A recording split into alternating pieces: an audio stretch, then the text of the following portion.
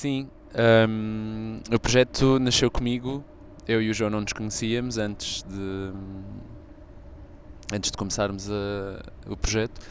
E eu comecei o projeto em 2016, depois de ter estado a viver na Grécia durante uns anos. E nunca tinha cantado antes. Eu fiz teatro durante muitos anos e, enfim, sempre gostei de fado, sempre ouvi fado e cantava a toda a hora, mas nunca tinha cantado profissionalmente, nem achei que isso fosse algum dia ser uma possibilidade para mim. E depois lá na Grécia começou a haver muitas situações em que havia, mais do que a oportunidade, havia o pedido de eu mostrar o que era fado, ou de eu falar sobre fado, e de vez em quando comecei a cantar uma música para as pessoas ouvirem, sempre com a ressalva de que eu não sabia cantar, que não cantava, e era sempre o Barco Negro. E enfim, ao longo do tempo comecei a perceber que para além de me dar imenso prazer, que isso eu já sabia, que também que as pessoas geralmente gostavam e às vezes até se emocionavam. Então, quando voltei a Portugal, um dos meus grandes objetivos era perceber, enfim, tentar alguma coisa com o fado e ver o que é que era possível. Então inscrevi-me numa escola de fado e fui para a primeira aula e, enfim, não fiquei muito tempo, só fui a 2 ou 3 aulas. Senti que não era exatamente aquilo que eu esperava a nível do ambiente de ensino e também da abertura. E senti logo nessa altura que aquilo que eu trazia não ia caber dentro do fado nos moldes tradicionais. Começou, por exemplo, com eu querer cantar um fado à Moraria e dizerem que não podia cantar porque era um fado de mulher. E eu acabei por deixar a escola, mas a experiência de ter cantado com guitarra portuguesa e acompanhado com guitarra portuguesa e viola de fado foi muito significativa. Então eu percebi que, ok, isto quer dizer alguma coisa, há aqui algo que eu vou ter mesmo de explorar. E então depois fiquei uns tempos a pensar como é que podia fazer isso e com alguns amigos a incentivarem-me, e depois acabou por ser uma confluência de fatores mais ou menos aleatórios, que foi ter conhecido e ter ficado amigo de um rapaz que fazia drag profissional e que me ajudou a nível do visual. Depois ter conhecido outro rapaz que é o John, que tinha um bar que era o Favela LX em Alfama e que dava palco a artistas queer emergentes, e depois juntou-se tudo e acabei por lançar-me, ok, então vou fazer uma noite de fado em drag. E fui, e pronto, e apesar de ter sido absolutamente amador e manhoso, mais até do que amador, foi uma experiência forte, foi algo que eu senti que queria desenvolver. E pronto, depois fiz 2 concertos sozinho, e o João acabou por ver um vídeo também de forma um pouco aleatória no Facebook, que alguém tinha filmado, e abordou-me e perguntou se eu queria um guitarrista, e pronto, e depois a partir daí o projeto também passou por várias fases. No início tinha muito esta parte da experimentação pessoal, apesar, obviamente, eu sempre soube que era uma ideia muito disruptiva, mas nunca pensei, ou não imaginava que o projeto fosse ter a disseminação que acabou por ter. Então no início era muito uma experimentação pessoal, e depois foi ganhando muitas camadas políticas, né? Também de ativismo, de representatividade, de visibilidade de uma série de temas, de uma série de corpos e de expressões, e das coisas que nós trazemos também das nossas vidas pessoais, a minha e do João, apesar de sermos ambos homossexuais e de termos, enfim, ambos crescemos nos subúrbios de Lisboa, temos assim algumas coisas em comum, mas depois temos percursos muito diferentes e vivências também diferentes no que toca à orientação sexual e à identidade de género, e isso também está tudo misturado no Fado Bicha. Eu acho que um dos grandes motivos que está na gênese do Fado Bicha é como o Tiago disse, é a necessidade. O Fado Bicha surge por necessidade, por sentirmos que não cabíamos inteiros no fado. Portanto, tivemos que criar um espaço próprio, um lugar de fala e uma representatividade que não existia na música, no fado, nas artes em geral. Eu acho que a principal bandeira é a nossa... Eu nunca tinha feito essa pergunta, por acaso. Eu acho que é a nossa identidade. A nossa identidade, que está só por si própria, não é uma identidade aceita ou validada, em geral, não é? Nós vivê-la com integridade, sem constrangimentos, na nossa música, na nossa vida, no nosso dia-a-dia, é a maior bandeira que nós podemos ter, é vivê-la plenamente. E ela só por si já é subversiva, já é confrontativa, e é muito curioso quando nos perguntam, muitas vezes perguntam-nos porque é que, qual era a necessidade de serem ou tão explícitos ou tão... qual é a necessidade de estarem assim vestidos, por exemplo.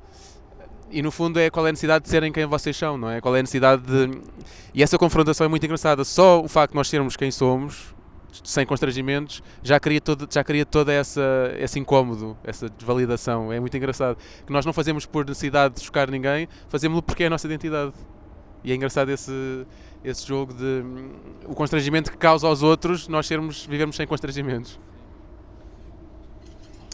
Seguindo isto que o João está a dizer, eu acho que a nossa principal bandeira é a verdade. No sentido de que aquilo que fazemos e da forma como fazemos e como chegámos a fazer, né? Porque não foi um produto, olha, está aqui, nós somos isto, e foi uma coisa que foi sendo processada e construída e descoberta e continua a ser e continuará a ser entre os dois. Eu não sou músico profissional, aliás, eu nem sequer tenho formação musical. E isso é, para além de notório, é algo que eu apresento nos concertos,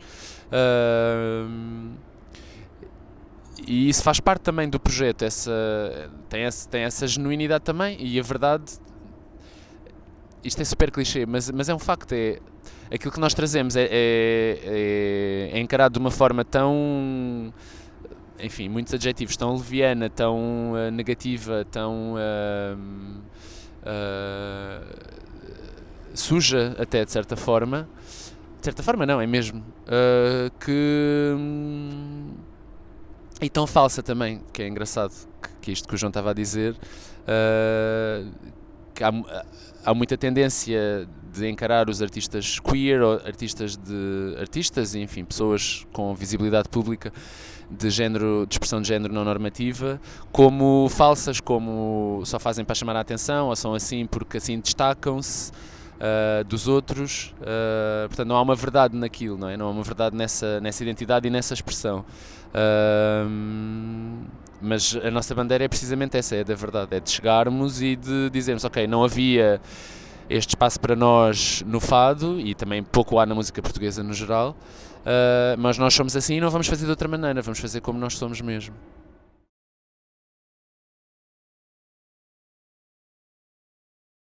Fui eu que escrevi, né, a letra. Olha, o que me levou a criar...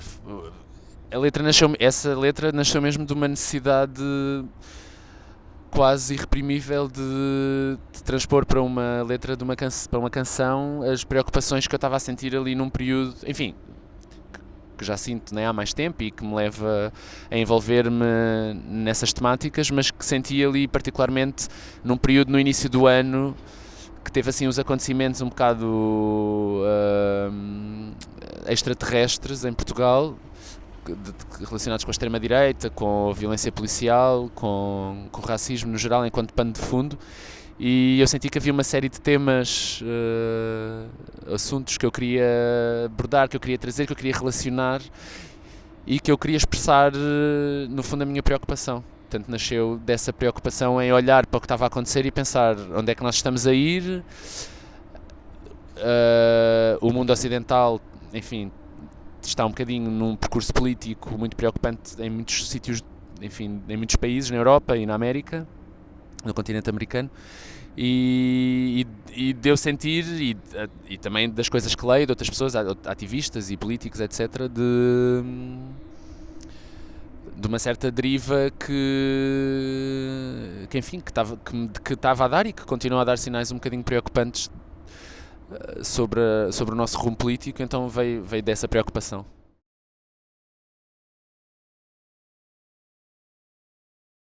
Claro, claro que sim. E, geralmente fala-se muito da homofobia na sociedade em geral, mas até dentro da própria comunidade LGBT também existe muita homofobia. Eu faço parte da associação da Rede Execo, que vai às escolas fazer aquelas sessões de projeto de educação que há pouco tempo e ainda agora continua muito em debate, porque o deputado Bruno Vitorino, não é? trouxe para o debate público a necessidade e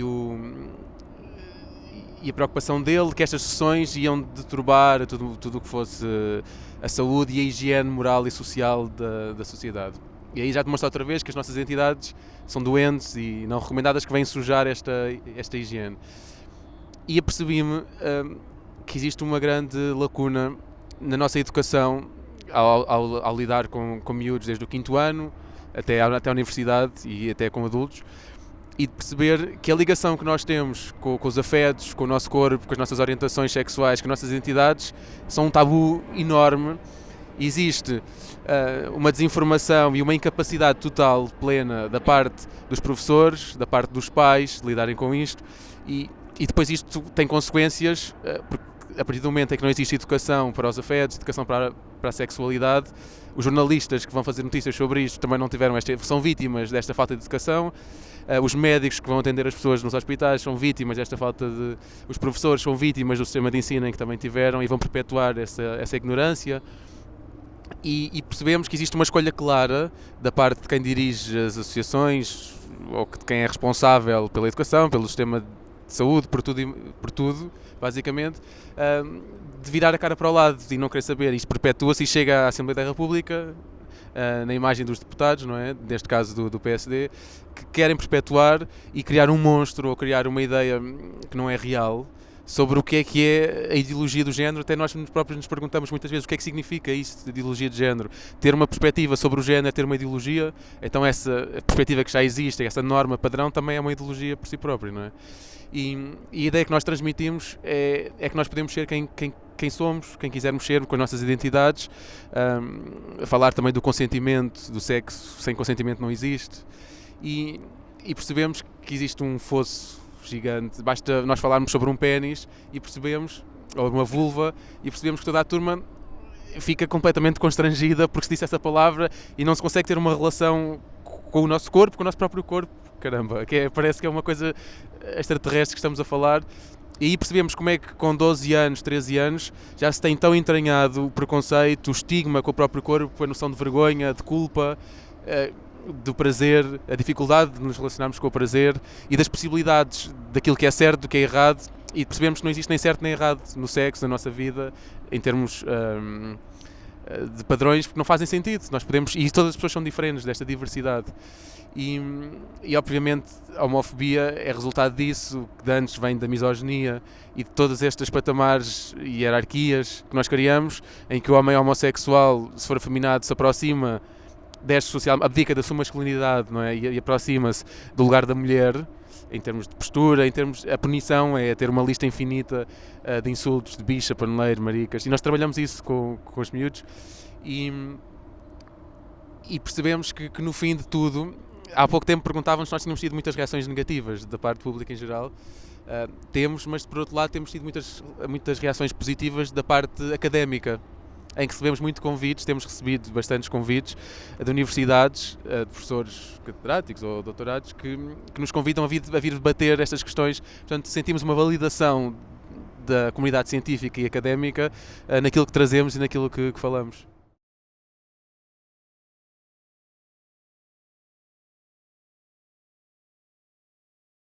O tema, eu acho que foi o primeiro tema que, ainda antes do João se juntar, que eu fiz uma adaptação do original, né? O original é o Namorico da Rita, do António Mestre e Artur Ribeiro, e eu fiz uma adaptação, enfim, queria ter um fado que falasse sobre o amor entre dois homens. E então a Rita deixou de ser Rita, passou a ser André, e o fato passou a ser sobre uma relação entre dois rapazes no mercado da Ribeira. O tema, enfim, para mim tinha muito de, até pela forma como o fazemos em palco, o arranjo que fizemos, ao longo do tempo, não só agora para a gravação, tinha muito para mim a ideia era muito uma ideia de descoberta, de safadeza, de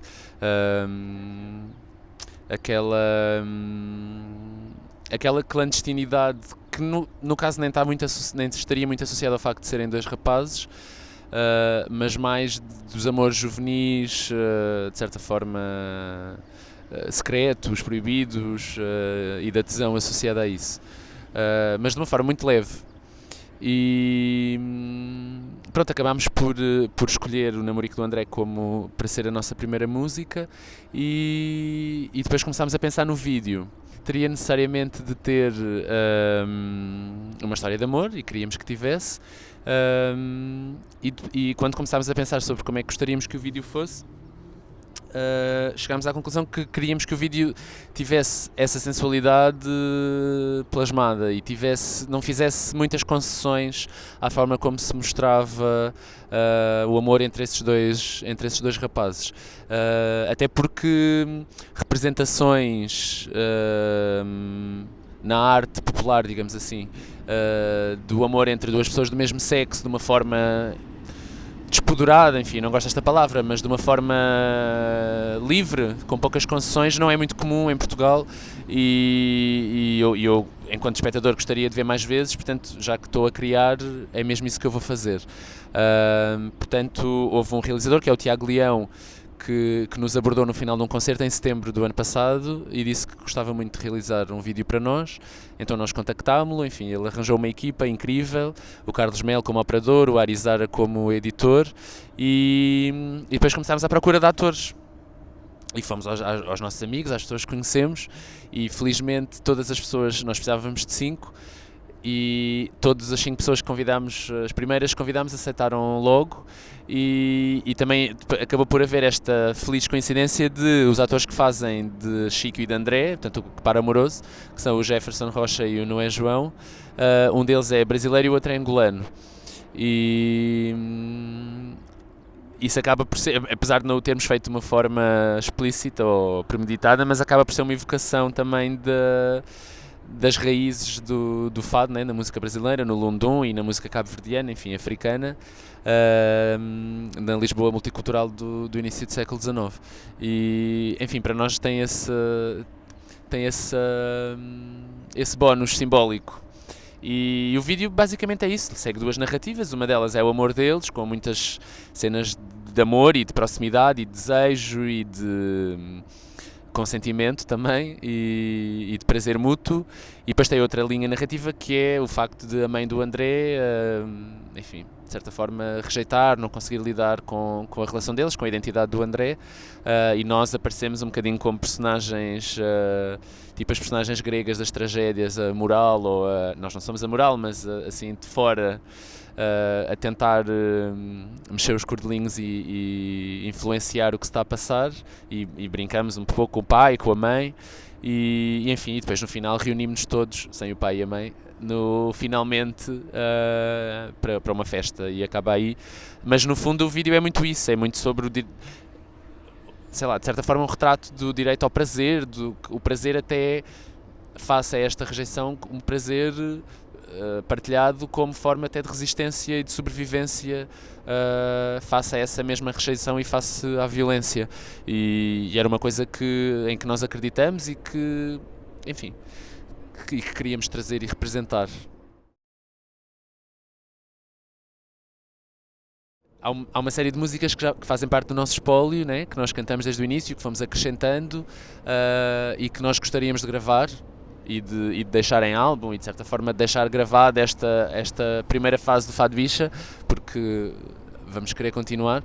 Há muitas delas que não vamos poder gravar porque estão sujeitas a direitos de autor e já foram pedidas autorizações e foram negadas pelos herdeiros, né? Porque os autores já são quase todos mortos. Também muito por isto, pelo conteúdo das letras, porque por quem nós somos, basicamente. Portanto, há umas que não vamos poder gravar, outras que vamos poder gravar, e esse é o nosso objetivo, é ter um álbum que de certa forma representa aquilo que foram estes 2 anos de concertos, de muitos concertos. Nós demos em 2 anos, se calhar 150 concertos, em Portugal, em vários sítios, no estrangeiro, no Luxemburgo, na Bélgica, em França. Portanto, queríamos ter um álbum que documentasse este período e as canções que fizeram parte dele. Incomodam sempre de alguma forma, não é? Não são indiferentes. Mas eu acho que as críticas servem um bocadinho para demonstrar a importância do nosso trabalho e a necessidade desse trabalho. Eu acho que é um bocadinho por aí. Mas não sinto que ao princípio custou-nos mais, que sentimos de alguma forma, em termos de segurança, que pudesse estarmos de alguma forma afetados por isso, mas depois percebemos que geralmente nunca passam do Facebook, e nunca senti que fosse uma coisa muito negativa. Sim.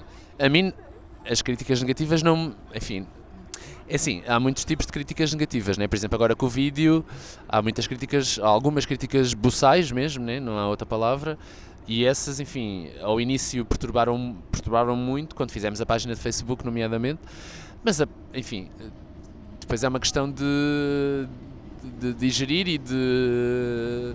Eu tenho uma história pessoal de muita violência verbal e alguma física também, enquanto crescia na escola, etc. Portanto, no início eu emocionalmente fiz muito essa ligação com esse meu lugar do passado, mas entretanto, pronto, como tudo, digere-se e reflete-se e ultrapassa-se, se for possível. Portanto, hoje em dia já não me motivam, nem me divertem, mas também não me afetam. As outras críticas negativas podem ser construtivas, mas normalmente não temos muitas dessas, infelizmente. Mas obviamente, enfim, tivemos, por exemplo, agora com o vídeo, por exemplo, gerou-se um debate curioso, e muito na sequência daquilo que eu estava a dizer, que tem que ver precisamente com a forma como decidimos expor a intimidade física do casal, e gerou-se um debate tanto que eu já vi nas redes sociais como ao vivo. Já falei com amigos ou com conhecidos sobre pessoas a achar que é demasiado, que não era necessário, ou que pode ser um fator de repulsa para pessoas que já têm algumas barreiras, que pode aumentar essas barreiras, e outras a acharem que não, ou a alinharem mais na forma como nós fizemos, ou até pessoas que começaram por sentir isto é um bocado demasiado, e depois refletiram, ouviram mais vezes e pensaram, não, afinal eu gosto mesmo, e é mesmo fixe que eles tenham feito desta maneira. E eu acho fixe esse debate, ou seja, não espero que toda a gente bata palminhas e diga, sim senhor, está perfeito. Acho fixe até precisamente trazer esses conteúdos que originem esses debates e essas reflexões. Eu acho que é interessante esta reflexão sobre o corpo e a nudez pública, porque muitas das pessoas que falaram connosco diziam que estavam um bocadinho chocadas, não era? A palavra era chocadas ou perturbadas, e engraçado, e depois nós perguntávamos porquê ou de que forma, e era pelo corpo, pela nudez, e isso é uma coisa que toda a gente viu, que toda a gente tem, toda a gente faz sexo, mas se for vista em conjunto com outras pessoas, toda a gente vê pornografia, por exemplo, e isso não tem problema nenhum, vermos a pornografia sozinhos e sabermos que existe, mas estando num lugar em que todas as pessoas veem, perturba, e é engraçado vermos esta associação que todos ainda temos entranhada em nós, da culpabilização pelo prazer e pela moral do corpo, e como o corpo como uma fonte do mal que vem perturbar Diz? Uma fonte do mal que vem perturbar a nossa estabilidade e o nosso bem-estar, quase que também que implicamos isso muitas vezes às crianças, não é? Que elas não podem ver o corpo nu, ou à mulher que não pode mostrar ou tocar-se, ou as mulheres que não podem mostrar as mamas, e todo este universo de culpa e de ligação com o corpo, é interessante também desconstruir e confrontar estas nossas que recebemos quase desde crianças, não é? Muito, muito novos, esta noção toda do corpo e do espaço.